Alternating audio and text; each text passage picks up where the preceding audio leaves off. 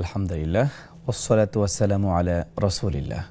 সম্মানিত দর্শক, বাংলাদেশ থেকে অথবা সারা বিশ্ব থেকে বাংলা ভাষাভাষী যে যেখান থেকে আপনাদের প্রিয় চ্যানেল নেক্সাস টেলিভিশনের পর্দায় আপনাদের প্রিয় অনুষ্ঠান বেকমেন্স বিস্কিস নিবেদিত ইসলামী জীবন বিধান দেখছেন, সকলকে জানাচ্ছি আন্তরিক শুভেচ্ছা, প্রীতি, মোবারকবাদ এবং ইসলামী সম্ভাষণ। আসসালামু আলাইকুম ওয়া রাহমাতুল্লাহি ওয়া বারাকাতুহু। সম্মানিত দর্শক, আশা করছি আল্লাহ তাআলা রাব্বুল আলামিন সকলকে ভালো রেখেছেন, সুস্থ রেখেছেন। প্রিয় দর্শক, আপনারা জানেন প্রতিনিয়তই এই অনুষ্ঠানে আমরা একটা নির্ধারিত বিষয়ে কথা বলে থাকি, তার পাশাপাশি কলের মাধ্যমে এবং ফেসবুকের মাধ্যমে আপনাদের প্রশ্নগুলো নিয়ে আমরা পর্যালোচনা করতে পারি। প্রিয় দর্শক, এই মুহূর্তে যারা টিভির পর্দায় সরাসরি আমাদের সাথে যুক্ত হয়েছেন তারা চাইলে আমাদের সাথে ফোন কলের মাধ্যমে যুক্ত হতে পারেন, জানিয়ে রাখতে পারেন আপনার প্রশ্নগুলি। এই মুহূর্তে স্ক্রিনে প্রদর্শিত যে নাম্বারটি দেখতে পাচ্ছেন সেখানে সরাসরি কল করে আমাদের সাথে যুক্ত হতে পারবেন এবং জানাতে পারবেন আপনাদের প্রশ্নগুলো। সম্মানিত দর্শক, আজকে আমাদের এই নির্ধারিত বিষয় যে বিষয়টি ছিল সেটি হচ্ছে সূরা মাউন এর শিক্ষা, নির্ধারিত বিষয়ের উপর কথা বলার জন্য এবং আজকে আপনাদের প্রশ্নের উত্তর দেওয়ার জন্য স্টেজে উপস্থিত হয়েছেন অত্যন্ত বিজ্ঞ একজন মানুষ, মিডিয়া ব্যক্তিত্ব, আমাদের অত্যন্ত সুপরিচিত ব্যক্তিত্ব, শেখ ডক্টর আব্দুল কাদির, অধ্যাপক, আরবি বিভাগ, ঢাকা বিশ্ববিদ্যালয়। আসসালামু আলাইকুম ওয়া রাহমাতুল্লাহি ওয়া বারাকাতুহু। ওয়ালাইকুম আসসালাম ওয়া রাহমাতুল্লাহি ওয়া বারাকাতুহু। শেখ, আপনি কেমন আছেন? আলহামদুলিল্লাহ, আপনি কেমন আছেন? আলহামদুলিল্লাহ, অনেক অনেক ধন্যবাদ আমাদের আমন্ত্রণে স্টুডিওতে আসার জন্য। সম্মানিত দর্শক, মুসলমান বলতে আমরা নামাজ পড়ি, কিন্তু সবার নামাজ কি কবুল হয়? সবার ইবাদত কি কবুল হয়? আল্লাহ তাআলা কিন্তু ওয়ার্নিং দিয়েছেন, কিছু মানুষ নামাজ পড়ে কিন্তু এই নামাজের কারণেই কিন্তু তারা জাহান্নামে পতিত হতে পারে। সমাজের সকল মানুষের নামাজ ইবাদত এক নয়, আর সেই বিষয়টি চমৎকারভাবে আলোচনা করা হয়েছে এই সূরার মধ্যে। এবং এই সূরা সম্পর্কে বিখ্যাত তাফসীরকারক ইমাম ফখরুদ্দীন রাজি রাহিমাহুল্লাহ তিনি উল্লেখ করেছেন, আল্লাহ তাআলা রাব্বুল আলামিন সূরা মাউনের মাধ্যমে ঈমান এবং তার বিপরীতের অবস্থান স্পষ্ট করেছেন। কাদেরকে আল্লাহ কবুল করবেন, কাদেরকে কবুল করবেন না, কাদের বৈশিষ্ট্য কেমন হবে, বিস্তারিত এই তথ্যগুলো আমরা সূরা মাউনের মধ্যে পাবো। আজকে এই বিষয়ে আমরা আলোচনা শুনবো ইনশাআল্লাহ আমাদের আমন্ত্রিত অতিথির কাছ থেকে। প্রথমে আমি জানতে চাই, সূরা মাউনের নামকরণের কারণ কি? ধন্যবাদ। আসলে সর্বশেষ আয়াতে কারিমা যেটা ওয়ায়ামনাউন আল মাউন, মাউন শব্দটা হলো ছোটোখাটো জিনিস, গৃহস্থালী ছোটোখাটো দ্রব্যাদি, যেটাকে আমরা বাটি, ধরেন একটু তেল, একটু দিয়া সেলাই, এই জাতীয় ছোটোখাটো জিনিস, এই সমস্ত জিনিসগুলো যারা দিতে অনীহা করেছিল তাদের এই ছোটোখাটো জিনিসগুলো থেকেই কিন্তু মাউন শব্দ থেকেই এই সূরাটির নামকরণ করা হয়েছে মাউন। যদি আমরা দেখেছি সর্বশেষ কোরআনুল কারীমের এই আয়াতের শেষ বাক্যে আল্লাহ তাআলা বলেছিলেন যে ওয়ায়ামনাউন আল মাউন, যে তারা এমন প্রকৃতির মানুষ যে তারা এই ছোটোখাটো দ্রব্যাদিগুলো পর্যন্ত দিতে তারা অনীহা করে, অস্বীকার করে বা তারা দিতে চায় না। তো সেখান থেকে কিন্তু আসলে এই সূরাটির নামকরণ করা হয়েছে সূরা মাউন। জি, আরেকটা বিষয় হচ্ছে এই সূরাটি নাজিলের প্রেক্ষাপট কি, অথবা এটা কোথায় নাজিল হয়েছিল? আসলে এটা তো মাক্কি জীবনের সূরাগুলোর মধ্যে একটি। তো এখানে আল্লাহ রাব্বুল আলামিন, আমরা যতগুলো জিনিস দেখব, আমরা এই কথার উত্তরের মধ্যে কিন্তু অনেকগুলো কথা চলে আসবে। সেটা হলো এই আল্লাহ রাব্বুল আলামিন মাক্কি এবং মাদানী যে সূরাগুলোর যে বৈশিষ্ট্য, সেই বৈশিষ্ট্যের মধ্যে কিন্তু এই বিষয়টা স্পষ্ট আছে যে কোরআনুল কারীমের যে মাক্কি সূরাগুলো, সেই মাক্কি সূরার মধ্যে অধিকাংশই ছিল পরকালীন জীবন সম্পর্কে আলোচনা। এবং এই পরকালীন জীবন সম্পর্কে আলোচনা করতে গিয়েই কিন্তু এই আয়াতে কারিমা বা এই সূরাটা এসেছে। এবং যখন তারা পরকালকে সম্পূর্ণরূপে অবিশ্বাস করেছিল, অস্বীকার করেছিল, এমনকি তারা যারা অস্বীকার করে বা অবিশ্বাস করে তাদের যে নেচারটা হয়, সেই নেচারটা কিন্তু পরবর্তী দুই আয়াতে আবার এসেছে যে তারা ওই এতিমদেরকে তারা কি করেন, তারা গলা ধাক্কা দেন, বের করে দেন, আর ওই মিসকিনকে খাদ্য দেন না। তার মানে একজন ভালো মানুষের যে গুণগুলো থাকা দরকার, আখলাকে হাসানা, এর বিপরীত যে গুণটা তারা ধারণ করেছে, আখলাকে সাইয়্যা বা আখলাকে কাবিহা, সেগুলো ধারণ করতে গিয়েই তাদের কাছে যখন এগুলো পাওয়া গেল, তখনই কিন্তু আল্লাহ রাব্বুল আলামিন তাদের স্বরূপ উন্মোচন করতে গিয়ে এই সূরাখানা নাজিল করেছেন। তবে আমরা সেখানে যেটা দেখেছি স্পষ্ট করে প্রথমেই যে আরো আইতাল্লাযী ইউকাযযিবু বিদ্দীন, আল্লাহ বলছেন যে তুমি কি তাকে দেখেছো যে পরিণতি সম্পর্কে, পরকাল দিবস সম্পর্কে অস্বীকার করে। এই জায়গাটা অনেক ডেপথ অফ নলেজ। এই জায়গাতে আমরা যদি একটু চিন্তা করে দেখি যে রাসূল আকরাম সাল্লাল্লাহু আলাইহি ওয়াসাল্লামকে মাক্কি জীবনের যতগুলো সূরা আল্লাহ তাআলা দিয়েছেন, ম্যাক্সিমাম সূরাগুলোর মধ্যেই কিন্তু এই পরকালীন জীবন সম্পর্কে বলা আছে। এবং পরকালীন জীবনটা এরকম যে যেই জীবনের শুরু আছে কিন্তু শেষ নেই। দুনিয়ার জীবনের শুরু আছে কিন্তু শেষও আছে, কিন্তু পরকালীন জীবনের শেষ নেই।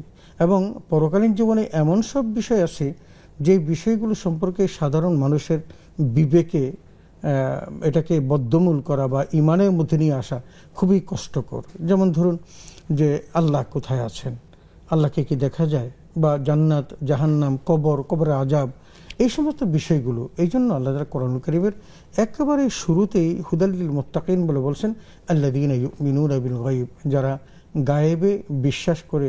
এবং শেষ দিকে এটার আয়াতের কারিমার বলছেন অবিল আখিরাতি হুম ইউকিনুন, মুত্তাকি তুই তারা যারা পরকালে বিশ্বাস করে। তো এই যে আল্লাহ তাআলা প্রশ্ন করেছিলেন রাসূল আকরাম সাল্লাল্লাহু আলাইহি ওয়াসাল্লামকে, তুমি কি ওই মানুষটিকে দেখেছো যে মানুষটি পরকালকে অস্বীকার করে? আল্লাহ তাআলা কোরআনুল কারীমের অসংখ্য জায়গাতে পরকাল সম্পর্কে বলার কারণটা হলো যে রাসূল আকরাম সাল্লাল্লাহু আলাইহি ওয়াসাল্লাম যেটা ভাবতেন সেই ভাবনাটার মধ্যে একটা হলো পরকালীন জীবন সম্পর্কে মানুষকে কি করা, চেতনা জাগ্রত করা। কোনো একজন মানুষ যদি পরকালকে বিশ্বাস করে তাহলে তার দুনিয়াবি জীবনটাকে সুন্দর করতে সে সচেষ্ট হবে, এবং দুনিয়ার জীবনটা অবশ্যই সে সুন্দর করবে যখন সে ভাববে যে দুনিয়ার জীবনে যদি কোনো কাজ করতে না পারি তাহলে পরকালীন জীবনে আমার খুব কষ্ট হবে, দুঃখ হবে, জাহান্নামের আগুনে পড়তে হবে। সুতরাং কেউ যদি পরকালকে বিশ্বাস করে তাহলে তার দুনিয়ার জীবনটা সহজ হয়ে যাবে। এই জন্য আল্লাহ তাআলা মক্কি জীবনের ম্যাক্সিমাম সূরাগুলোর মধ্যেই পরকালীন জীবনের আলোচনাটা নিয়ে এসেছেন। এবং আমরা এখানে আরও যে বিষয়গুলো দেখি, দেখুন আল্লাহ তাআলা কোরআনুল কারীমের মধ্যে এই জান্নাত জাহান্নামের কথা বলেছেন, তাও কিন্তু ওই মক্কি জীবনে। এবং আল্লাহর ওয়াহদানিয়তের যে কথাগুলো সেগুলো কিন্তু মাক্কি জীবনে। কারণ আল্লাহর কাছে আল্লাহ রাব্বুল আলামিন যতগুলো নবী রাসূল পাঠিয়েছেন প্রত্যেকে কিন্তু আল্লাহ সম্পর্কে একটা ধারণা দেওয়ার জন্য পাঠিয়েছেন। ইয়া কওমি উবুদুল্লাহ মা লাকুম মিন ইলাহিন গায়রু।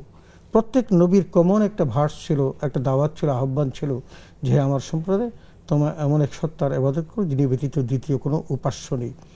তো এই কাজগুলোর মধ্যে এই পরকালীন জীবনের মধ্যে যদি কাউকে বিশ্বাসের মধ্যে নিয়ে আসা যায় তাহলে ওই মানুষটা দুনিয়ার জীবনের সব কিছু সাধারণভাবে মেনে নিবে। যার কারণে মাক্কি জীবনের যে ৮২টি হোক বা ৮৪টি সূরা হোক, প্রত্যেকটা সূরার মধ্যেই কিন্তু আল্লাহ তাআলা এই পরকালীন বিষয়ে আলোচনা করেছেন। এই জন্য নবীজিকে বলেছেন, আপনি কি ওই লোকটিকে দেখেছেন যে লোকটি পরকালকে অস্বীকার করে?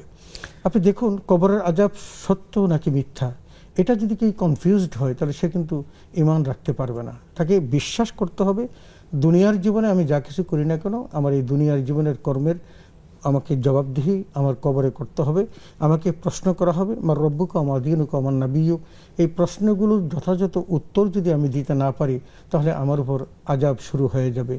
এবং এই যে আযাব শুরু হয়ে যাবে এটা শুধু এখানেই শেষ নয়, আযাবের সূচনা এবং সেখান থেকে অনাদি অনন্তকালের যাত্রাপথে যতটুকু পর্যন্ত তার স্টেশন আছে, হাসর, নসর, মিজান, ফুলসেরাত, সর্বশেষ ডেস্টিনেশন জান্নাত এবং জাহান্নাম।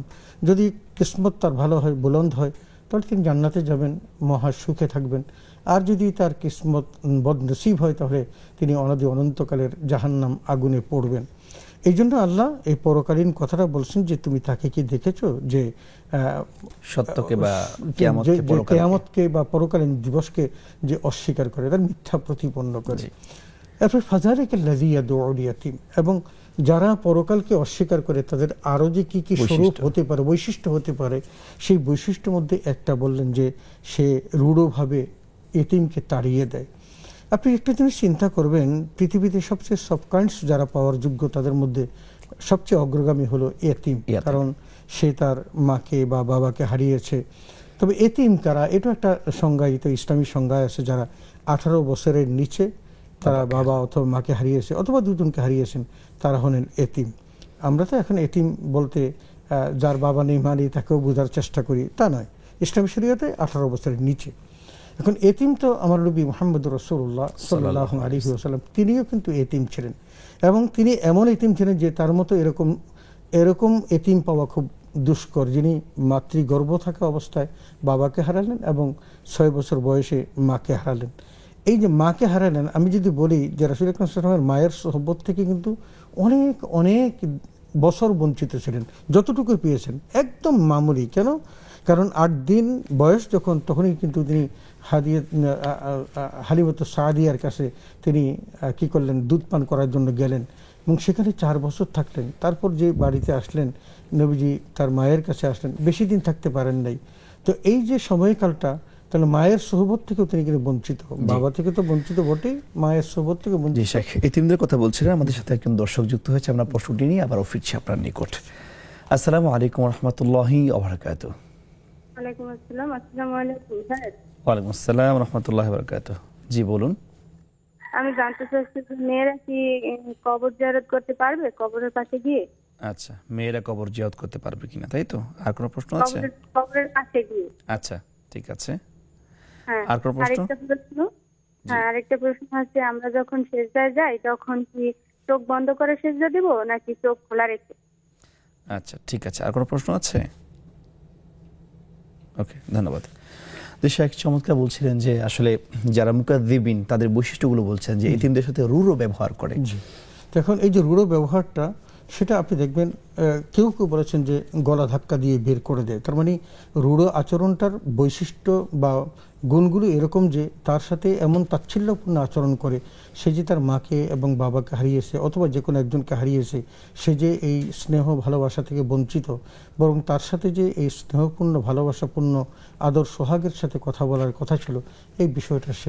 এখানে আরেকটা বিষয় হচ্ছে যে রাসূল সাল্লাল্লাহু আলাইহি ওয়াসাল্লাম যখন ইতিমদের ব্যাপারে কথা বলতেন, আমরা প্রায়ই দেখতাম যে ইতিমদের সম্পদ অনেক আত্মসাৎ করতে। এখানে কি ইতিমদের গলা ধাক্কা দিয়ে বোঝাতে যারা ইতিমরা সম্পদ পাবে সেই পাওনাটা আদায় করতে যাওয়ার কারণে এটা হতো, নাকি এমনিতে আচরণ খারাপ? এর দুটো জিনিসই আছে। একটা হলো তার সাথে আচরণ খারাপ করা, আরেকটা হলো যে এতিমের সম্পদ, বাবা চলে গেছেন, যার কাছে এতিমের সম্পদগুলো ছিল, কোরআনুল কারীমের অসংখ্য জায়গাতে আল্লাহ তাআলা এই সম্পদগুলো রক্ষণাবেক্ষণ করতে বলেছেন। শুধু এমন নয়, যিনি দায়িত্বশীল, দায়িত্ব পালন করছেন, তিনি যদি অসচ্ছল হন, দুর্বল হন, তার আর্থিক অবস্থা ভালো না থাকে, এতিমের সম্পদ থেকে কিন্তু খেতেও পারবেন, এটাও বলেছেন। এমনকি এতিম বড় হয়ে যাচ্ছে, এই জন্য আল্লাহ তাআলা নিষেধও করেছেন যে এরকম তাড়াহুড়া করে খেয়ে ফেলো না, তার সম্পদ কমিয়ে ফেলো না, এটাও নিষেধ করেছেন। এবং তার সাথে সম্পদ মিশ্রিত করতে নিষেধ করেছেন। তবে একটা জিনিস বলেছেন যে কেউ যদি ইচ্ছাকৃত জেনে শুনে এতিমের সম্পদ ভক্ষণ করে, সে যেন আগুনের কয়লা তিনি পেটে ধারণ করবেন। আমাদের আরেকজন দর্শক যুক্ত হয়েছে, আমরা প্রশ্ন নিয়ে নিয়েছি। আসসালামু আলাইকুম রহমতুল্লাহি ওয়া বারাকাতুহু। আসসালামু আলাইকুম। ওয়ালাইকুম আসসালাম রহমতুল্লাহি ওয়া বারাকাতুহু। আমি রাজশাহী থেকে বলতেছিলাম। জি, আমার প্রশ্ন হচ্ছিল যে নামাজের মধ্যে আয়াতুল কুরসি বা সূরা হাশরের শেষ 3 আয়াত বা সূরা বাকারার শেষ 3 আয়াত নামাজের মধ্যে বলা যাবে কিনা? আচ্ছা, আর কোনো প্রশ্ন আছে? জি না। আচ্ছা, ধন্যবাদ। আমাদের সাথে থাকুন, ইনশাআল্লাহ উত্তর পেয়ে যাবেন। সম্মানিত দর্শক, আপনারা দেখছেন বেকমেন্স বিস্কিটস নিবেদিত ইসলামী জীবন বিধান। সময় হয়েছে ছোট্ট একটি বিরতির, ফিরছি বিরতির পর।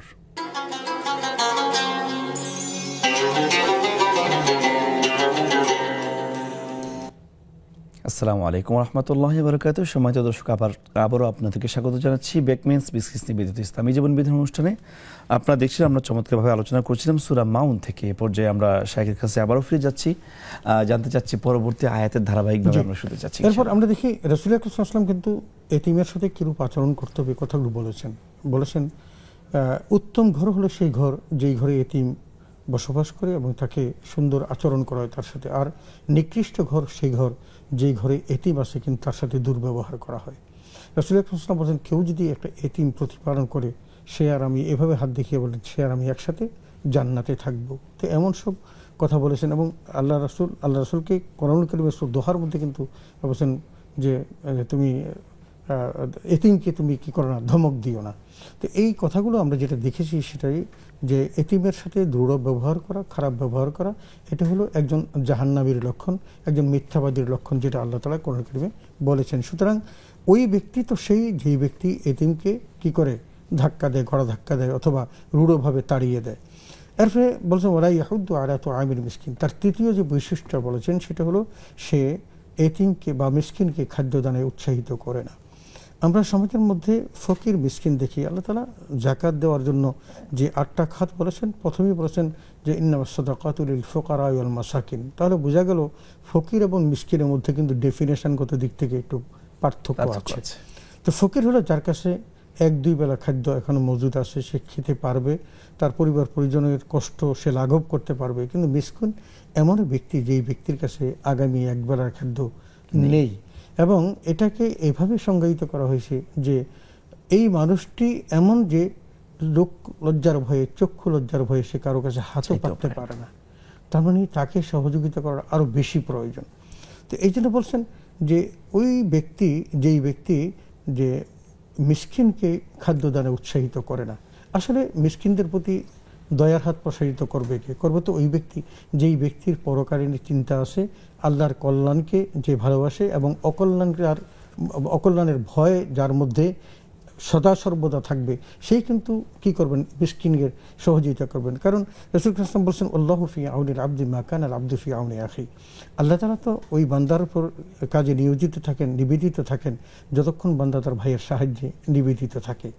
আল্লাহ তাআলা অন্যের প্রতি দয়া দেখাতে বলেছেন, এবং মানুষের মানবীয় গুণ, সেই গুণের মধ্যেই আছে কুনতুম খায়রা উম্মাতিন উখরিজাত লিন-নাস, তোমরা এমন এক জাতি যে জাতিকে সৃষ্টি করেছে মানবতার কল্যাণের জন্য। তো আমাদের সম্পর্কে কোরআনুল কারীমে মানবতার কল্যাণের কথা বলা হয়েছে।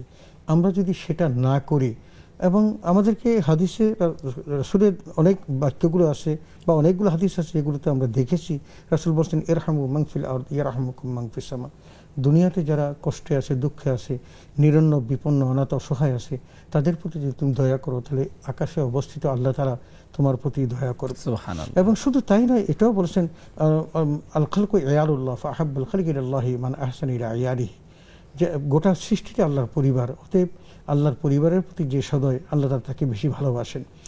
এত সব কিছু করার পর আমরা কিন্তু এতিমের প্রতি যদি আমরা রূঢ় আচরণ করি, সেই সাথে মিসকিন যদি খাদ্যদানে উৎসাহিত না করি, তাহলে কিন্তু আমি ওই শ্রেণীর অন্তর্ভুক্ত হব যে শ্রেণীর মানুষগুলো জাহান্নামী হয়, অবিশ্বাসী হয়। তো এখন রাসূল আকরাম সাল্লাল্লাহু আলাইহি ওয়াসাল্লাম এই কোরআন কারীমের মাধ্যমে এতিমদের প্রতি বা অসহায়দের প্রতি বা মিসকিনদের প্রতি খাদ্যদানে উৎসাহিত করতে বলেছেন। যেমন দেখুন, কোরআন কারীমের একটা জায়গাতে এসেছে, আল্লাহ তাআলা যেমন 2 বন্ধু, এক বন্ধু জান্নাতি হলো, আরেক বন্ধু জাহান্নামী, তারা দুইজনে কিন্তু আবার সংলাপ হবে কাল কিয়ামতের মাঠে। তখন ওই জান্নাতি বন্ধু জাহান্নামী বন্ধুকে জিজ্ঞেস করে, কোরআন কারীমের মধ্যে আছে, মা সালাকাকুম ফি সাকার, তোমাকে জাহান্নামে কে নিক্ষেপ করলো, কিসের কারণে তুমি জাহান্নামে গেলা? তখন কিন্তু জাহান্নামী স্বগতোক্তি করবে এবং নিজে আত্মপক্ষ সমর্থন করে নিজের দোষের কথা নিজেই বলবে যে লাম নাকু মিনাল মুসাল্লিন। 4টে জিনিস সে উল্লেখ করবে। লাম নাকু মিনাল মুসাল্লিন, আমি তো নামাজ পড়ি নাই। যখন একসাথে তুমি আর বন্ধু থাকতাম, নামাজের আজান দিলে তুমি মসজিদে যেতে আর আমি আড্ডা দিতাম, তো তোমার তো ডিসাইড হয়ে গেল তুমি জান্নাতি। আর ওলাম নাকু নুতইমুল মিসকিন, আর আমি মিসকিনকে খাদ্য দিতাম না, তো তুমি দিতা আমি দিতাম না। অকুন্ডা নাখুদু মা আল খাইদিন, আর মানুষ যখন আলেমুন আমাদেরকে তিরস্কার করত, আল্লাহর প্রিয় বান্দার তিরস্কার করত, আমি তখন আর হাততালি দিতাম, তাকে উৎসাহিত করতাম, ভালোই করছে, ভালোই হয়েছে। কাউকে অত্যাচার করা হচ্ছে, ভালোই হয়েছে, আমি এই কাজগুলো করতাম, সুতরাং এই কাজ করার কারণে আমি জাহান্নামী। এখন অকুন্না নুকাদ্দিবু বিয়াউমিদ্দিন, আরেকটা হলো যে আমি পরকালীন জীবনকে অস্বীকার করতাম, যেটা এই সূরা মাউনের মধ্যে এসেছে। তার মানে এই আয়াতে কারিমা যে 4টা স্বগতোক্তি এবং যেগুলো বলে সে নিজেকে অপরাধী স্বীকৃতি দিবে, সেই কথাগুলো কোরআন কারীমে আল্লাহ স্পষ্ট করেছেন, যার সাথে এটারও মিল আছে যে জাহান্নামে যাওয়ার মূল কারণটা হচ্ছে তার এই 4টা জিনিস অবলম্বন না করা। তো এখন আমরা দেখলাম যে মিসকিনের কথাটা বলেছেন যে অকুন্না নাখুদু মা আল খাইদিন, এটাও করেছি, অকুন্না নুকাদ্দিবু বিয়াউমিদ্দিনও করেছি, তারপরে নুতইমুল মিসকিন, আমি মিসকিনদের খাদ্যের ব্যবস্থা করিনি। তো এখন আমরা যদি এই গরিব অসহায় নিরন্ন মানুষের প্রতি দয়া দেখাতে পারি, তাহলে কিন্তু সবচেয়ে বেশি যিনি আমাদের প্রতি খুশি হবেন তিনি হবেন আমার আল্লাহ, যিনি আকাশে আছেন। তো এরপরে বলছেন ফাওয়াইলুল লিল মুসাল্লিন, বলছেন যে জাহান্নাম ওই সকল মুসল্লিদের জন্য। মুসল্লি মানে কি? যারা নামাজ পড়ে। তারা বোঝা গেল যে নামাজি মানুষও কিন্তু জাহান্নামে যাবে, যে কথাটি আপনি শুরুতেই বলেছেন। জাহান্নামে যাবে মুসল্লিদের কথা বলেছেন। ওই মুসল্লি আল্লাযীনা হুম আন সালাতিহিম সাহুন, যারা তাদের নামাজের মধ্যে অলসতা করে। এখানে আমরা একটু বুঝতে পারছি যে এই সূরার 2টি পার্ট রয়েছে। কিছু পার্টের মধ্যে দেখা যায় মুসলমানদের মধ্যেই কিছু মানুষকে ইন্ডিকেট করা হয়েছে, কিছু পার্টে অবিশ্বাসীদের করা হয়েছে। তার মধ্যে শেষের পার্টটাই আমরা যদি বলি, সেটা হলো যে ওই মানুষ যারা নামাজ পড়ে, কিন্তু নামাজটা হলো মানুষকে লোক দেখানোর জন্য। এই লোক দেখানোর নামাজ আল্লাহ তাআলার কাছে অত্যন্ত নিন্দনীয়, ওয়ামনাউনাল মাউন, তার আগের যে আয়াতে কারিমা বলছেন যে ফাওয়াইলুল লিল মুসাল্লিন আল্লাযীনা হুম আন সালাতিহিম সাহুন আল্লাযীনা হুম ইউরাউন। দুইটি শ্রেণীর মানুষকে এখানে আল্লাহ তাআলা ইন্ডিকেট করেছেন। তার মধ্যে একটা হলো যারা নামাজে অলসতা করে। কিছু মানুষ দেখবেন যে তারা জামাতে অংশগ্রহণ করে না। জামাতে হলেও আউয়াল ওয়াক্তে নামাজ পড়া, ইন্না সলাতা কানাত আলাল মুমিনিনা কিতাবাম মাওকুতা, আল্লাহ স্পষ্ট করেছেন যে নির্দিষ্ট সময় দিয়েছেন নামাজের জন্য। আমি ধরেন একেবারে মাগরিবের আগেও আসর পড়তে পারবো, কিন্তু এই আসর পড়াটা আমার জন্য হবে অলসতার নামাজ। তার মানে আমি যদি আউয়াল ওয়াক্তে পড়তে পারতাম এবং খুশু খুজুর সাথে যদি আমি বিনয়ের সাথে এই নামাজটা পড়তে পারতাম, তাহলে আল্লাহর কাছে নামাজটা গ্রহণীয় হতো, অ্যাকসেপ্টেবল হতো। কিন্তু আমি আপনি সময় মতো নামাজের কথা বলছেন, আমরা এই কথায় আবারও ফিরে আসছি একটা প্রশ্ন নেওয়ার পর ইনশাআল্লাহ। আসসালামু আলাইকুম ওয়া রাহমাতুল্লাহি ওয়া বারাকাতুহু। আসসালামু আলাইকুম ওয়া রাহমাতুল্লাহ। ওয়ালাইকুম আসসালাম। জি আমার একটা প্রশ্ন। জি বলুন। বাহ, আপনি একটু টিভি ভলিউমটা কমিয়ে নেন অথবা টিভি থেকে একটু দূরে যান, কথাটা রিপিট হচ্ছে।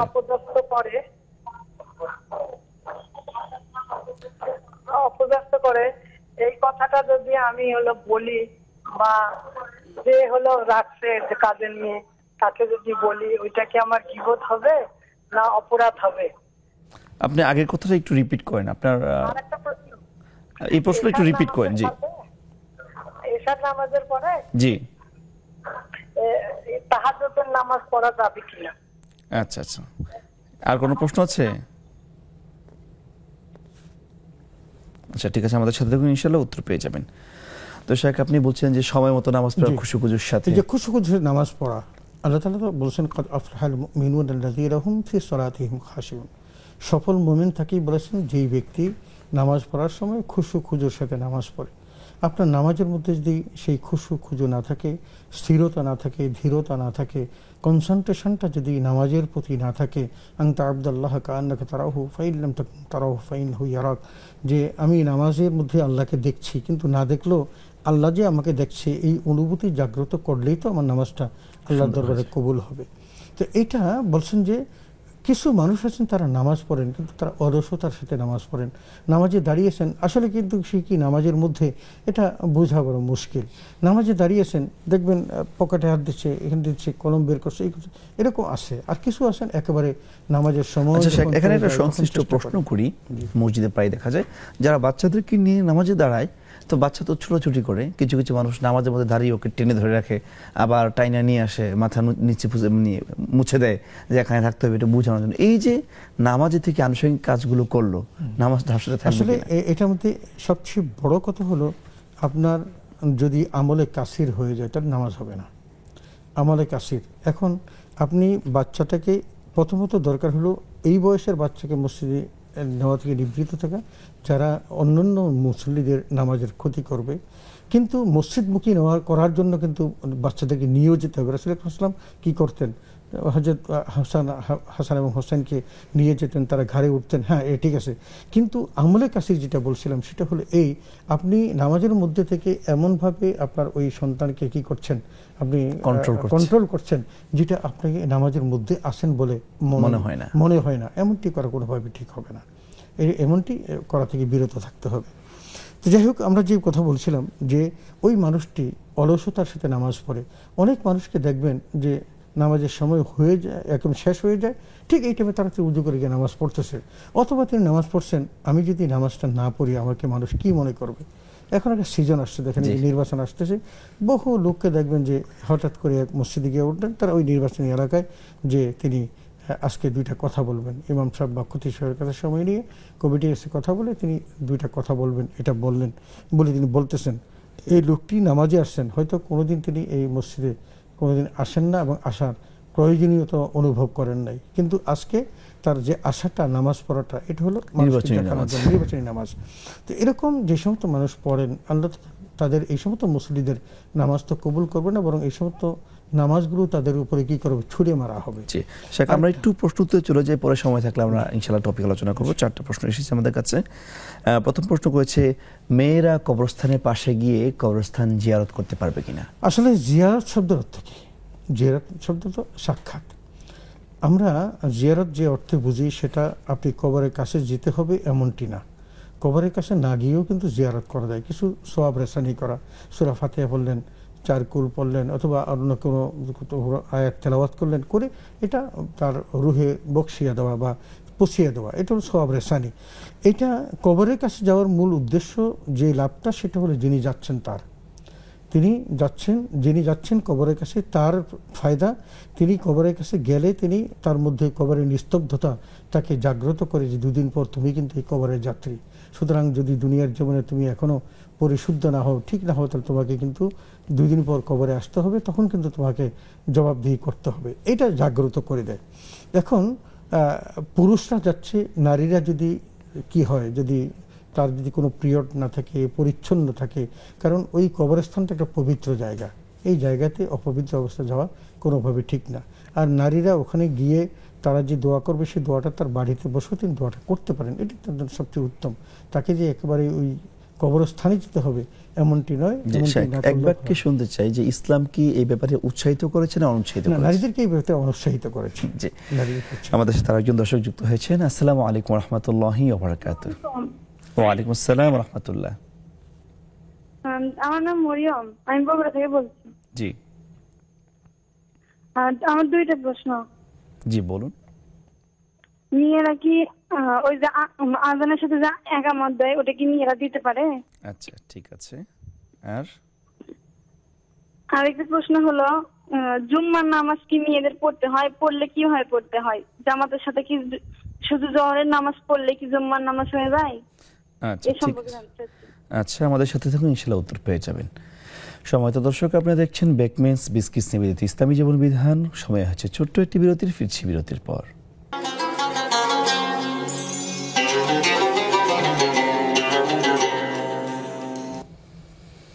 আসসালামু আলাইকুম ওয়া রাহমাতুল্লাহি ওয়া বারাকাতুহু। বিরতির পর আবারও স্বাগত জানাচ্ছি বেকমেন্স বিস্কিটস নিবেদিত ইসলামী জীবন বিধানে। এই পর্যায়ে আমি শাইখের কাছ থেকে জানতে চাই, এক বোন প্রশ্ন করেছেন, সিজদায় গেলে আমরা কি চোখ খোলা রাখবো নাকি বন্ধ রাখবো? সিজদায় গেলে খোলা রাখবো। এবং এক ব্যক্তি, আমি ব্যক্তি বলবো, একজন মুহাক্কিক আলেম, তিনি খুশু খুজুর 4টা ইন্ডিকেশন দিয়েছেন যে খুশু খুজু আসবে। তুমি যখন দাঁড়ানো অবস্থা থাকবে, তখন তোমার চেহারাটা তুমি রাখবে, নিবন্ধ করবে তুমি যেখানে সিজদা দাও সেটার দিকে। তখন যখন রুকুতে যাবে, তখন তোমার 2 বৃদ্ধাঙ্গুলির মাঝখানে দিয়ে তুমি তাকাবে। তুমি যখন সিজদাতে যাবে, তখন চোখ করে তোমার নাকের আগার দিকে তাকাবে। আর যখন তুমি বসবে, তখন তোমার পেটের দিকে। আমি খেয়াল করে দেখেছি, এই 4টা জিনিস অবলম্বন করলে খুশু খুজু কিন্তু ঠিক থাকে এবং নামাজ যথাযথভাবে হয়। আমরা যদি এই 4টা না করি, তখনই কিন্তু শয়তান আমাদেরকে বিভিন্ন দিকে নিয়ে যায়। তখন আর আমাদের কনসেন্ট্রেশনটা ওই নামাজের মধ্যে থাকে না, একাগ্রতা নামাজের দিকে থাকে না। এই জন্য আপনি যখন সিজদায় যাবেন, তখন নাকের দিকে আপনি দৃষ্টি নিবন্ধ করবেন। তখন দেখবেন যে আপনার অন্যদিকে কোনো শয়তানের ওয়াসওয়াসা আসবে না, বরং আপনি তাসবিহ যথাযথভাবে পড়তে পারবেন ইনশাআল্লাহ। জি, নামাজের মধ্যে আয়াতুল কুরসি বা সূরা হাশরের শেষ 3 আয়াত অথবা স্পেশাল যেগুলো মানুষ আমল করে, এগুলো পড়া যাবে কিনা? অবশ্যই করা যাবে। আল্লাহু আকবার। আল্লাহ তো কোরআনুল কারীমে বলছেন, ফাকরাউ মা তায়াসসারা মিনাল কোরআন। কোরআন থেকে যেটা তোমার সহজ হয়। সহজ কেন বললেন? সহজ বললেন এই কারণে যে তুমি বিশুদ্ধভাবে তেলাওয়াত করবে। তুমি ওয়ারাত্তিলিল কোরআনা তারতিলা, তারতিলের সাথে তাজবিদের সাথে তেলাওয়াত করবে। কারণ রুব্বা কারিন ইয়াকরাউল কোরআন ওয়াল কোরআন ইয়ালআনুহু। কোরআনে অনেক পাঠক আছেন যারা কোরআন পড়ে, কিন্তু কোরআন তাদেরকে অভিশাপ দেয়, লানত দেয়। অতএব আল্লাহর লানত থেকে বাঁচার জন্য, কোরআনের লানত থেকে বাঁচার জন্য আমাকে বিশুদ্ধ তেলাওয়াত করতে হবে। আর যদি বিশুদ্ধ তেলাওয়াত করতে পারি, তাহলে কিন্তু আমি 10 নেকি করে প্রতি অক্ষরে পাবো। এখন আমি যদি ভুল ভাল পড়ি, তাহলে কিন্তু কি হবে? আরো গুনাহ হবে। এই জন্য বলছেন যে তোমাকে যেটা তুমি সহজ মনে করো, সেখান থেকেই তুমি পড়ো। এখন আপনি যদি ওই যে আমলগুলো আপনি করেন, এই আমলটা যদি আপনার বিশুদ্ধভাবে তেলাওয়াত হয়, তাহলে সেটি আপনি পড়বেন। সূরা হাশরের 3 আয়াত পড়বেন, আয়াতুল কুরসি পড়বেন। এভাবে যে সমস্ত ইয়াগুলো আপনার বেশি তেলাওয়াত হয় এবং যেগুলো আপনি বিশুদ্ধ পড়তে পারেন, সেগুলো দিয়ে নামাজ পড়বেন। জি, আমাদের সাথে আরেকজন দর্শক যুক্ত হয়েছেন। আসসালামু আলাইকুম ওয়া রাহমাতুল্লাহি ওয়া বারাকাতুহু। সরি, সম্ভবত আমাদের লাইনটা ডিসকানেক্টেড হয়ে গিয়েছে। এই পর্যায়ে আমরা জানতে চাই শাইখের কাছে যে আমাদের বগুড়া থেকে এক বোন জানতে চেয়েছেন, ছেলেদের তো আজানের পরে নামাজের আগে একটা ইকামত হয়, মেয়েদের ক্ষেত্রে ইকামত হওয়ার কোনো সম্ভাবনা আছে? আসলে ইকামতটা হলো ওই দাঁড়ানোর জন্য আহ্বান করা। এখন আজান তো যেটা দিয়েছেন সেটা মুয়াজ্জিন যখন আজান দিয়েছেন, তখন মুসল্লিরা নামাজ পড়তে এসেছে। আর ইকামতটা হলো ইনস্ট্যান্ট তাকে নামাজের মধ্যে যুক্ত করা। সেই জন্য যেখানে জামাত হয় সেখানেই একামত, যেখানে জামাত নেই সেখানে একামতের কোনো প্রচলন নেই। আর নারীদের যেহেতু জামাত নেই, সুতরাং সেখানে তাদের একামতের কোনো প্রয়োজন নেই। জি, আবার জুমার নামাজের ক্ষেত্রে তিনি বলেছেন যে মেয়েদেরকে জুমার নামাজ হবে কিনা, অথবা তা কয়েকজন মেয়ে যদি একসাথে থাকে, তারা যদি চায় যে না আমরা আজকে জামাতবদ্ধভাবে জুমাটাই আদায় করবো একজন ইমাম মানি, সেটা হবে কিনা? আসলে জুমার নামাজ তো ধরেন সাপ্তাহিক ঈদের দিন, এটা বড় একটা মসজিদে গিয়ে সম্মিলিতভাবে নামাজটা আদায় করতে হয়, এটাই কিন্তু সুন্নাত। তো এখন শরীয়তের মধ্যে কিন্তু জুমার নামাজ তো বড় গ্যাদারিং করেই পড়তে হবে, এটা স্বাভাবিক। পাঞ্জাগানা মসজিদ থেকে বড়, যেটা ইয়ার মসজিদ কি বলে এটাকে, জামিয়া মসজিদ। তো সুতরাং কয়েকটা পাঞ্জাগানা মসজিদের মুসল্লিরা এক জায়গায় আসবে, একত্রিত হবে, নামাজ পড়বে, এটা জুমার নামাজ একদম জামায়াতের সাথেই হবে।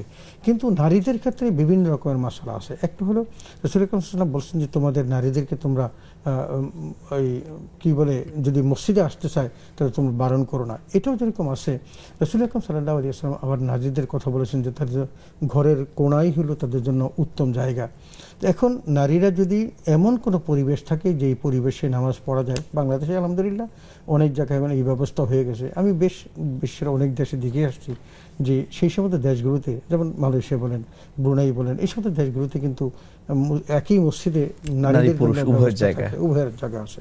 তো আমাদের দেশে কিন্তু অনেক মসজিদ হয়েছে, আমার মসজিদে এই ব্যবস্থা আছে। তো যেখানে ব্যবস্থা আছে সেখানে তারা যেতে পারেন, কারণ এটা তো একেবারে আলাদা একটা ব্যবস্থা। আর কিন্তু কোনো ব্যবস্থা না থাকলে নিজেরা একত্র হয়ে জামাতের বদ্ধ হয়ে পড়বেন, এটা কোনো শরীয়তে জায়েজ। এখানে সংশ্লিষ্ট একটা বিষয় আমাদের দেশের প্রেক্ষাপট অনুযায়ী আমি বলছি যে নারীরা যখন মার্কেটে বের হয় বা সন্তানদেরকে নিয়ে ঘুরতে বের হয় ছুটির দিনে, তখন দেখা যায় পুরুষ মানুষ তার সন্তানকে নিয়ে যে কোনো এক জায়গায় মসজিদে নামাজ পড়তে পারে, কিন্তু স্বাভাবিকভাবে ঢাকার অনেক মসজিদে নারীদের নামাজের জায়গাটা নেই। এই মুহূর্তে তার দেখা যায় আসর নামাজ, মাগরিব, এশা, এই তিনটা নামাজ তার মিস হয়ে যাচ্ছে, নামাজ পড়ারও কোনো জায়গা নেই। এখন এই নামাজটা কি তার ইচ্ছাকৃত কাজা হবে, নাকি এটা আগে বাসা থেকে পড়ে, বা এটা নিয়মটা কি হবে? না, এটা ইচ্ছাকৃত কাজা হবে। এই জন্য হবে কারণ তিনি জানেন যে তার এই এখন যদি বের হন তাহলে এই বের হতে গেলে তাকে তিনটা ওয়াক্ত নামাজ সামনে আসে, তার ধরেন আসর আছে, মাগরিব আছে, এশা আছে। তো এই তিনটা নামাজকে সামনে রেখে তিনি যদি বের হন, আগে তাকে নামাজ কোথায় পড়া যাবে বাড়ি থেকেই তাকে সেটা ডিসাইড করতে হবে। ধরেন প্রথমত যেটা সেটা হলো আসরের নামাজটা পড়ে একটু আউয়াল ওয়াক্তে নামাজটা পড়লো, পরে বের হলো।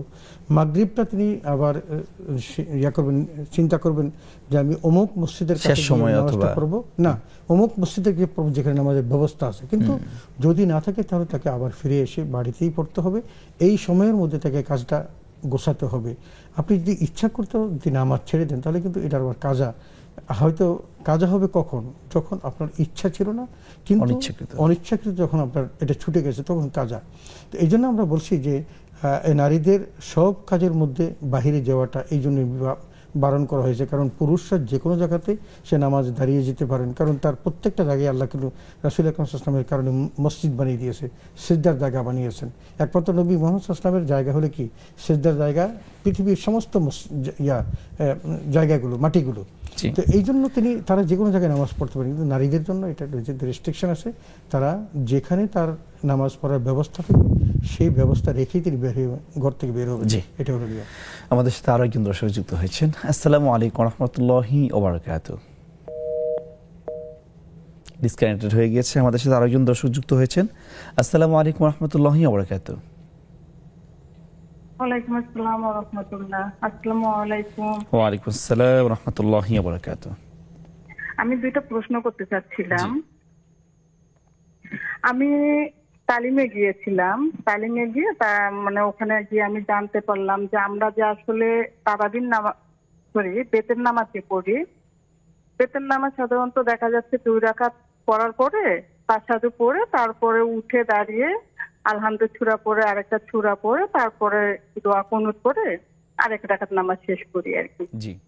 কিন্তু তালিমে যেটা বললো যে সঠিক মানে আরো পদ্ধতিটা ভালো আর কি, যেটা হচ্ছে যে আমরা মাঝখানে 2 রাকাতে করে তাশাহুদ না পড়ে সরাসরি 3 রাকাত নামাজ পড়বো, মানে তৃতীয় রাকাতে আছি আলহামদুলিল্লাহ পড়ার পরে আরেকটা সূরা পড়ার পরে দোয়া কুনুত করে দাঁড়িয়ে মুনাজাত করতে আর কি। মানে দাঁড়িয়ে দেখা যাচ্ছে যে আমাদের মুনাজাতে বলে তারপরে দেখা যাচ্ছে যে আমরা নামাজ শেষ করবো আর কি, সেজদা দিয়ে নামাজ শেষ করবো। তো এটা আসলে মানে উত্তম কোনটা এটা জানতে আচ্ছা, ঠিক চাচ্ছিলাম। আছে, আরেকটি প্রশ্ন বলুন। আরেকটা প্রশ্ন, মানে আমার ননদ আর কি, জি ঠিক আছে, একটা জমির পারপাসে সে দেখা যাচ্ছে যে সমস্যায় পড়ে আমাদের কাছ থেকে টাকা নিয়েছিল। জি সেটা দেখা যাচ্ছে যে জমি দেওয়ার কথা ছিল, কিন্তু সে জমিটা আমাদেরকে না দিয়ে তার নাবালক যে বাচ্চা আছে তার নাবালক ছেলের নামে জমিটা লিখে দেয় আর কি। জি তারপরে আমাদেরকে এখন পর্যন্ত টাকাটা পরিশোধ করতেছে না, বা আমরা টাকাটা ওইভাবে আসলে যেহেতু আপন তো চেতেও পারছেন এর না। জন্য আমরা ফোর্সও করতে পারছি না। জি ঠিক আছে, আজ দিয়ে কাল দিল করে করে 1 বছর হয়ে গেল। জি তা এর মাঝে দেখা যাচ্ছে তার সঙ্গে যোগাযোগ করা বা কথা বলা এটা টোটালি অফ আছে। আমার মনের দিক থেকে কষ্ট লাগে আর কি, কষ্ট পাই, যেহেতু ছোট ননদ অনেক ভালোবাসছিলাম। তো এর জন্য কি আসলে আমার কোনো গুনাহ হচ্ছে কিনা? কথা কথা বন্ধ রাখার কারণে, তাই তো? জি জি, জি। আপনার প্রশ্ন বুঝতে পেরেছি। আমাদের সাথে থাকুন ইনশাআল্লাহ। আমাদের সাথে আরো দর্শক যুক্ত হয়েছেন। আসসালামু আলাইকুম ওয়া রাহমাতুল্লাহি ওয়া বারাকাতুহু। দর্শক শুনতে পাচ্ছেন? আসসালামু আলাইকুম ওয়া রাহমাতুল্লাহি ওয়া বারাকাতুহু। জি আসসালামু আলাইকুম। এই কেরানীগঞ্জ থেকে এই যে ফিরোজা রকম প্রশ্ন করছিলাম। জি জি বলুন, প্রশ্নটি করুন। এই যে কাহাফ সূরা আছে না, মুখ কোরআনের যে কাহাফ, কাহাফ 15 পারা, হ্যাঁ। জুমাবার পরে, হুম। কিন্তু ওটা পুরোটা আমি জুমাবার পড়তে কষ্ট কাজকর্ম করে বিশেষবার সন্ধ্যা থেকে শুরু করে কি পড়া যাবে? এই জন্য জি বুঝি নাই, পুরোটা পড়ার সময় পান না, তাই তো? হ্যাঁ, পুরাতে পড়া 36টা। আচ্ছা আচ্ছা, এখন মানে অল্প পড়লে হবে কিনা? বিশেষবার সন্ধ্যা সকালে, এই শুক্রবার সকালে। সকালে পড়তে যাচ্ছেন, তাই তো? হ্যাঁ, আচ্ছা ঠিক আছে, আপনার প্রশ্ন উত্তর পেয়ে যাবেন ইনশাআল্লাহ। আমাদের সাথেই থাকুন। সময়ত দর্শক, আপনারা দেখছেন বেকমেন্স বিসকিস নিবেদিত ইসলামী জীবন বিধান। সময় হয়েছে ছোট্ট একটি বিরতির, ফিরছি বিরতির পর।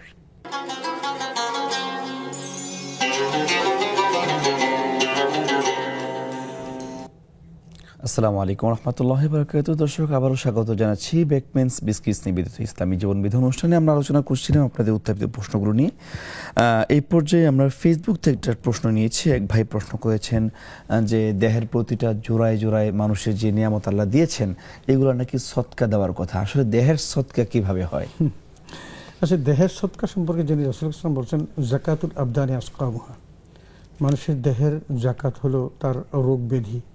একটা মানুষ দেখবেন যে রোগে কষ্ট পাচ্ছে, সে যদি এই কষ্টের মধ্যে থেকে যদি আলহামদুলিল্লাহ বলে, তাহলে এটা তার জন্য অনেক বড় জাকাত। তার মানে আল্লাহ তাআলা তাকে রোগ দিয়েছেন, কিন্তু সেটাকে সে ওভারকাম করেছেন আল্লাহর প্রশংসা দ্বারা। হযরত আমাদের নবী হযরত কি নবী 18 বছর ছিলেন, আইয়ুব নবী 18 বছর পর্যন্ত তিনি কী করেছেন? তিনি দুঃখ ভোগ করেছেন, কষ্ট ভোগ করেছেন, কিন্তু শেষ পর্যন্ত যখন একদিন তার জিহ্বাতে ব্যথা লাগলো, তখন আল্লাহকে বলেন, আল্লাহ তুমি আমার জিহ্বাটা কেড়ে নিও না, যে জিহ্বা দিয়ে আমি তোমাকে ডাকি। তার মানে একজন মানুষ যখন আল্লাহর সাথে এই প্রতিনিয়ত যোগাযোগ রাখে, এবং সেটা যদি তার অসুস্থতার মধ্যে যদি সে একটু বেশি ডাকে, দেখবেন মানুষ বিপদে পড়লেই কিন্তু বলে ইন্না লিল্লাহি ওয়া ইন্না ইলাইহি রাজিউন। আল্লাহ নিজেও বলেছেন যে ইযা আসাবাতুহুম মুসিবা ক্বালু ইন্না লিল্লাহি ওয়া ইন্না ইলাইহি রাজিউন। অতএব আমাদের শরীরের মধ্যে যে সমস্ত রোগ ব্যাধি, এটা কিন্তু দেহের জাকাত। তবে উনি যে কথা বোঝাতে চাচ্ছেন সেটা হলো যে আল্লাহ তাআলা আমাদেরকে যে সুন্দর দেহটা দিয়েছেন, এটার জাকাত হিসেবে কি করা? এটা জাকাত হিসাবে আমি যদি 5 ওয়াক্ত নামাজ পড়ি, এটাও আমার জাকাত হিসেবে পরিগণিত হবে। আমি যদি শিরক মুক্ত জীবন গঠন করি, এটাও কিন্তু আমার জাকাত হিসেবে পরিগণিত হবে। আল্লাহ তাআলা এত সুন্দর দেহ দিয়েছেন, এই দেহটাকে আমি সঠিক কাজে লাগাবো, কল্যাণের কাজে লাগাবো, পরকালী মুক্তির কাজে লাগাবো, এটাই আমার দেহের জাকাত। এটার জন্য স্পেশাল কোনো কিছু আমি অন্তত পাইনি, আপনি পাইছেন কি আমি জানি। আমাদের এক বোন প্রশ্ন করেছেন, তিনি তালিমে গিয়ে শুনেছেন আর কি। এটা আমরা বাস্তবে দেখেছি যে আমরা গতানুগতিকভাবে যে হানাফি মাযহাবের বিতরের নামাজ, সৌদি আরবে দেখা যাচ্ছে যে শেষ রাকাতে সিজদায় যাওয়ার আগে দাঁড়িয়ে তারা মোনাজাত করছে। এখন তিনি জিজ্ঞাসা করছেন, আমরা যে গতানুগতিক নিয়মে যেটা নামাজ পড়ছি, এইটা উত্তম হবে নাকি বিতরের নামাজে হাত তুলে দোয়া করার বিষয়? আসলে আমরা যে গতানুগতিক যেটা পড়ে আসছি, যেটা আমাদের পড়া হচ্ছে, এটা কিন্তু আমরা যে শরঈ বিধানের বাহিরে পড়ছি এমনটি না। আপনি যেটা বললেন হানাফি মাযহাবের মধ্যে এই বিধানটা আছে, এবং সৌদি আরব গেলে আমরা কিন্তু সেটাও পড়ি। তার মানে এর অর্থই নয় যে তালিমে যেটা বলেছি এটাই সবচেয়ে 100 ফান্ডামেন্টাল রাইট, এমনটি না। আমার মনে হয় আপনি আমাদের দেশে যেটা প্রচলিত আছে আপনি এটাও ফলো করতে পারেন, আর যদি আপনার কাছে এটার চেয়ে ওইটা বেটার মনে হয় আপনি সেটাও করতে পারেন, কোনো বিতর্কের বিষয় না, করতে পারেন। যেহেতু ওই মাযহাবের মধ্যে সেটা আছে, যেহেতু মক্কা মদিনাতে সেটা চালু আছে, চলতেছে, আমাদের দেশে অনেকে কিন্তু সেভাবে পড়েন 3 রাকাতের মধ্যে। তবে আমরা যেটা পড়ে আসছি ইতিমধ্যে, আমরা তো অনেক কোরআন কিতাবের মধ্যে হাদিস পড়েছি, সেগুলোর মধ্যে 2 রাকাতের পর বৈঠকটাও আছে এবং বৈঠকের উপর দাঁড়িয়ে তারপর বাকি 1 রাকাত পড়বেন। এখন মুনাজাত যেটা বলেন, যেটা মুনাজাত বলা হয়, সেটা আমরা কিন্তু পড়ছি, আল্লাহুম্মা ইন্নী যালামতু নাফসি যুলমান কাসীরা, অথবা আল্লাহুম্মা ইন্নী আস্তাঈনুকা ওয়া আস্তাগফিরুকা ওয়া আসনি আলাইকাল খায়র। এটা তো অনেক বড় একটা দোয়া হয়ে যাচ্ছে, বিশাল মুনাজাত হয়ে যাচ্ছে, অনেক বড় দোয়া। এটা যদি প্রত্যেকটা পরতে আপনি দেখবেন যে অসংখ্য দোয়া এটার মধ্যে আছে, এবং যে অর্থ বুঝতে দেখবেন যে অনেক দোয়া আছে। সুতরাং দোয়া আমরাও করছি, কিন্তু আমরা হাত তুলে করছি না। সৌদি আরব এটা হাত তুলে করেন, আমরা হাত তুলে করছি না, কিন্তু দোয়া ঠিকই হচ্ছে। জি শেখ, একই বোনের প্রশ্ন ছিল যে তার ননদ জমি কেনার কথা বলে টাকা নিয়েছে, সম্ভবত তাদেরও অংশীদার হয়ে মানে একসাথে জমিটা কেনার কথা ছিল, কিন্তু জমি কেনার পরে তার নাবালক এক সন্তানের নামে জমিটা লিখে দিয়েছে, কিন্তু যে ধারকৃত টাকাটা এটা ফেরত দিচ্ছে না। এর কারণে তাদের একটা সম্পর্কে একটু টানাপোড়া চলছে, প্রায় 1 বছর ধরে তাদের কথা বন্ধ হয়েছে। এখন ভাবির প্রশ্ন হচ্ছে যে তার ননদের সাথে যে কথা বন্ধ হয়েছে এটা গুনাহ হবে কিনা। এটা বিষয়টা হলো হকুল ইবাদের বিষয়, তো এটাকে আমরা যদি এইভাবে দেখি, যেমন আল্লাহ তাআলার 70টা হক অনাদায়ী রেখে কাল কিয়ামতের মাঠে উঠার চেয়ে ভয়ঙ্কর হবে বান্দার একটা হক নিয়ে কিয়ামতের মাঠে উঠা। তার মানে আল্লাহর হক আল্লাহ মাফ করবেন, কিন্তু বান্দার হক আল্লাহ মাফ করবেন না। সুতরাং যদি তিনি তার কাছ থেকে টাকা নিয়ে থাকেন এই পারপাসে, সেটাই দেওয়া দরকার ছিল। যদি না দিতে পারেন তাহলে তাকে টাকাটা ফেরত দিতে হবে। যদি না দিয়ে দেন তাহলে কিন্তু কাল কিয়ামতের মাঠে তার অর্জিত নেক আমল দিয়েই কিন্তু তার কাছে মুক্তি পেতে হবে। হ্যাঁ, তবে দুনিয়াবি যে রেওয়াজটা সেটা হলো একজন মুসলমান আরেকজন মুসলমানের সাথে, রাসূল বলছেন 3 দিনের বেশি যেন সে রাগ করে না থাকে। যদি সে আপনার সম্পদ তসরুপ করে থাকে, সেই জন্য সে কি হবেন, তিনি দায়ী হবেন, গুনাহগার হবেন। কিন্তু আপনি কেন গুনাহগার হবেন? আপনার গুনাহগার হওয়া উচিত হবে না। ফাফু ওয়াসফাহু, আপনি তাকে ক্ষমা করে দেন এবং তার এই অপরাধটাকে আপনি মার্জনা করে দেন। কথা বন্ধ করলে যে টাকা দিয়ে দিচ্ছি বিষয়টা এরকম না, তা দিচ্ছে না। তবে বরং আপনি চাইলে তৃতীয় কাউকে দিয়ে একটু সখ্যতা তৈরি হলে হয়তো দিতেও পারে। আরেক বোন প্রশ্ন করেছে যে শুক্রবারে সূরা কাহাফ তেলাওয়াতের যে নিয়ম বা আমল আমরা পাই, এটা তো আসলে মা বোনদের আমল করা কষ্টকর হয়ে যায়, জুমার আগে তাদের অনেক কাজ থাকে। এখন তিনি চাচ্ছেন যে ফজরের পরে যে আমরা একটা সময় পাই, ফজরের পরে এটা আমল করলে হবে। আসলে এটার নিয়ম হলো বৃহস্পতিবার সূর্য অস্তমিত হওয়ার পর, তার মানে গুরুবি শামস একদম সেই ফজর পর্যন্ত, পরের দিন শুক্রবারের সূর্য অস্তমিত হওয়া পর্যন্ত। একটু খেয়াল করবেন, বৃহস্পতিবারের সূর্য অস্তমিত হওয়া থেকে শুক্রবারের সূর্য অস্তমিত হওয়া পর্যন্ত, অতএব শুক্রবার সকাল তো এর মধ্যেই পড়তেছে, অতএব এই যে কোনো সময় আপনি যদি পড়েন তা হবে। তবে শুক্রবার সূর্য অস্তমিত হওয়ার পর পড়লে কিন্তু সওয়াবটা ওইভাবে পাবেন না, কিন্তু কোরআন তেলাওয়াতের সওয়াব অবশ্যই পাবেন। জি জি। আমাদের সর্বশেষ প্রশ্ন, আমাদের ফেসবুকে এক বোন প্রশ্ন করেছেন যে অ্যাপস তিনি ডাউনলোড করেন, যেমন বিভিন্ন ধরনের অ্যাপস পাওয়া যায় মোবাইলে, নামাজের বা সময়ের অ্যাপস, কিন্তু এক একটা অ্যাপসের সময়, নামাজের সময় অথবা ইফতারের সময় হেরফের দেখা যায়। এখন বিষয় হচ্ছে যদি ইফতারের সময় হয় তাহলে 1 মিনিট আগে পরের বিষয়টা তো খুবই সেন্সিটিভ, তাহলে তিনি কিভাবে অনুসরণ করতে পারেন? আসলে সেটা আমাদের দেশে এখন ইসলামিক ফাউন্ডেশন থেকে কিন্তু একটা চিরস্থায়ী ক্যালেন্ডার বেরিয়েছে। আপনি যদি 1-2 মিনিট অপেক্ষা করেন, আপনি যে অ্যাপস নিয়ে আপনি সন্দিহান, সেই অ্যাপসের মধ্যে যে সময়টা আছে সেখান থেকে যদি আপনি 2 মিনিট পরও যদি ইফতার করেন তাতে কিন্তু কোনো অসুবিধা হচ্ছে না। তাহলে আপনার যে সন্দেহটা, সেই সন্দেহটা দূর হয়ে যাবে। তো আমার বিশ্বাস আপনি এই যে কোনো অ্যাপস এটাকে দিয়েই যদি আপনি কার্যকরী করতে চান তাহলে হয়তো নাও হতে পারে। আপনাকে একটা যথাযথ একটা অ্যাপস, দ্যাট মিনস আমাদের ইসলাম ফাউন্ডেশনের পিডিএফটা পাওয়া যায়, এটা দিয়ে কিন্তু আপনি ফলো করে ইফতার করতে পারেন ইনশাআল্লাহ। জি, আলহামদুলিল্লাহ আমাদের সবগুলো প্রশ্নে আমরা উত্তর দিয়েছি। এই পর্যায়ে আমরা সূরা মাউনের যে আমরা আলোচনা করছিলাম অসম্পূর্ণ, সেখান থেকে আমরা আসলে সর্বশেষ যেখানে এসে আল্লাহ বলেছেন যে ফাওয়াইলুল লিল মুসাল্লিন আল্লাযীনা হুম আন সালাতিহিম সাহুন আল্লাযীনা হুম ইউরাউন। এখানে দুটো জিনিস এসেছে, একটা হলো যে নামাজের মধ্যে অলসতা করা, আর আরেকটা হলো মানুষকে দেখিয়ে নামাজ পড়া। যেটা আমি বললাম যে আমাদের সমাজে কিছুদিন পরেই দেখবেন যে অনেকে নামাজ পড়ছে। এখন তিনি পড়ছেন কেন? পড়ছেন যে সকলে নামাজ পড়তেছে, আমি যদি সেখানে নামাজ না পড়ি, 2 দিন পরে নির্বাচন আসে, আমার কী অবস্থা হবে? তা আমি যে মুসলমান অথচ নামাজ পড়ছি না, তাহলে ওই যারা নামাজি তাদের ভোট থেকে আমি বঞ্চিত হব। এটা হলো মানুষকে দেখানো নামাজ। রাসূল আকরাম সাল্লাল্লাহু আলাইহি ওয়াসাল্লাম সাবধান করেছেন যে আমি সবচেয়ে বেশি ভয় পাচ্ছি যে ওই থেকে, শিরকে আসগর থেকে। জিজ্ঞাসা শিরকে আসগর কি? বলে যে শিরকে আসগর হলো যে অন্যকে দেখিয়ে ইবাদত করা। তার মানে এই অন্যকে দেখিয়ে ইবাদত করা শিরকে আসগর, কিন্তু এটা প্র্যাকটিসিং হয়ে গেলে এটা শিরকে আকবর হয়ে যাবে। তো রাসূল আকরাম সাল্লাল্লাহু আলাইহি ওয়াসাল্লাম সতর্কভাবে উচ্চারণ করেছেন, কেউ যদি কাউকে দেখিয়ে নামাজ পড়েন এবং কাল কিয়ামতের মাঠে আল্লাহ যখন হিসাব করবেন তখন বলবেন, তুমি যাকে দেখিয়ে নামাজ পড়েছিলে বা নেক আমলটা করেছিলে, হয়তো সম্পদ দান করেছো, সেটাও তুমি কি করেছো? কাউকে দেখানোর জন্য করেছো। বলছি যাকে দেখানোর জন্য করেছিলে তুমি এখন তোমার আমলটা বা ফিডব্যাকটা তার কাছ থেকে নাও, ফলাফলটা তার কাছ থেকে নাও।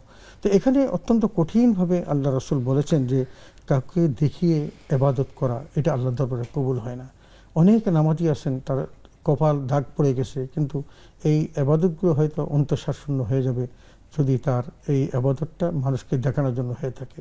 একজন হাজী সাহেব আমাকে হাজী সাহেব বলবে এই উদ্দেশ্যে যদি তিনি হজ করেন, তাহলে তার সমস্ত শ্রমটাই বৃথা যাবে। একজন জাকাত দেনেওয়ালা, তিনি যদি একজন জাকাতি মানুষ, তিনি মানুষকে দান করেন এরকম দেখানোর জন্য যদি তিনি করে থাকেন, তাহলে তার ওইটাই পাবেন। কিন্তু রাসূল সাল্লাল্লাহু আলাইহি ওয়াসাল্লাম একটা বুখারী হাদিস আছে, কঠিন হাদিস, যে বলছেন কারি সাহেবকে এসে জিজ্ঞাসা করবে যে তুমি কি করেছিলে? বলছে আমি তো অনেক আল্লাহর কোরআনুল কারীম তেলাওয়াত করেছি, উচ্চাঙ্গের সাথে তেলাওয়াত করেছি, বিশুদ্ধভাবে তেলাওয়াত করেছি। বলছে তুমি তো যা করেছো, যে উদ্দেশ্য করেছিলে মানুষ তোমাকে কারি বলুক, সে তুমি পেয়েছো, এখন আমার কাছে তোমার জন্য কিছু নেই। মুজাহিদ কোতে টিকাই বলবে। তো যাই হোক, আমরা মূল কথা হলো আমরা যেন মানুষকে দেখানোর জন্য কোনো ইবাদত না করি। এই জন্য আল্লাহ তাআলা সাদকার ক্ষেত্রে বলেছেন ইন তুবদু সাদাকাতি ফানিম্মা হিয়া, তুমি যদি কাউকে দেখানোর জন্য তুমি দান করে থাকো সেটাও আল্লাহ কবুল করবেন। ওয়া ইন তুখফুহা ওয়া তু'তুল ফুকারা ফাহুয়া খায়রুল লাকুম, আর যদি তুমি গোপনে অন্যকে দান করে দাও, ফকিরকে দিয়ে দাও, তাহলে সেটাও তোমার জন্য উত্তম। আমরা যেন মনে রাখি বিষয়টা যে গোপন ইবাদত আল্লাহর কাছে খুবই পছন্দ। এবং শেখ অসংখ্য ধন্যবাদ। আমরা একেবারে অনুষ্ঠানের শেষ পর্যায়ে চলে এসেছি। আপনি কষ্ট করে মূল্যবান সময় থেকে নেক্সাস টেলিভিশনে যুক্ত হয়েছেন, এজন্য আপনার প্রতি অসংখ্য অসংখ্য কৃতজ্ঞ। ধন্যবাদ আপনাকে, ধন্যবাদ নেক্সাস টেলিভিশনের সকল কলাকুশলীকে যারা এই সুন্দর কথাগুলো বলার প্ল্যাটফর্ম তৈরি করেছেন। আল্লাহ তাদের হায়াতে বারাকা দান করুন, ব্যবসায় তারাক্কি দান করুন। আমিন। সম্মানিত দর্শক, আপনারা দেখছেন বেকমেন্টস বিস্কিটস নিবেদিত ইসলামী জীবনবোধী অনুষ্ঠান। আমরা একেবারেই সময়ের শেষ পর্যায়ে চলে এসেছি। এই মুহূর্তে এসেছে আমাদের বিদায় নেওয়ার পালা। আপনারা উপভোগ করছিলেন চমৎকার এই আলোচনা এবং আশা করছি আপনারা সকলে উত্তরও পেয়েছেন। অনুষ্ঠানের শেষ পর্যায়ে আল্লাহ তাআলা রাব্বুল আলামিনের কাছে আপনাদের সুস্থতা, নেক হায়াত কামনা করে আমরা এখানেই বিদায় নিচ্ছি। আসসালামু আলাইকুম ওয়া রাহমাতুল্লাহি ওয়া বারাকাতুহু।